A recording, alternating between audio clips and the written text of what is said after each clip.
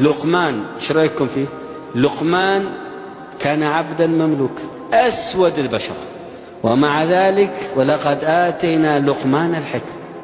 قال له سيده، قالوا يا لقمان روح اذبح شاة وأتني بأطيب شيئين فيها، فذبح الشاة وجاء بالقلب واللسان.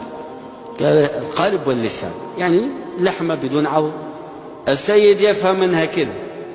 يوم ثاني قال يا لقمان روح اذبح شاة وأتني بأخبث شيئين فيها، جاب له القلب واللسان. ما هذا يا لقمان؟ قالوا يا سيدي هما أطيب شيء إذا طابا وأخبث شيء إذا خبث. قالوا أما إنك أوتيت الحكمة اذهب فأنت حر.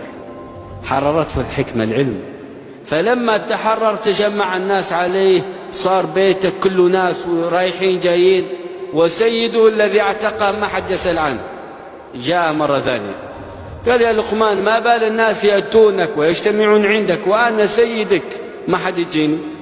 قال له لأنك انشغلت بما لا يعنيك ففاتك ما يعنيك فتركك الناس، وانشغلت بما يعنيني وتركت ما لا يعنيني فأتى الناس إلي لأخبرهم بما يعنيهم مما علمته ولم تعلم.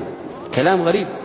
يوم كثر الناس عنده هاجر، ترك مصر، هو من أهل مصر من بلاد النوبة بين مصر والسودان، منطقة لقمان. ترك بلاد النوبة وراح الشام. كان في عهد داود عليه السلام. دخل الشام، أول ما دخل الشام درى عنه داود، ناداه سليمان لسه طفل صغير، قال له يا لقمان هل لك أن تعمل معي؟ وداود كل ما جاء حد وشافه يشتغل في الحديد يقول له ماذا تعمل؟ يقول له هذا حديد ألانه الله لي أصنع منه دروع وأسوي منه سيوف وكذا.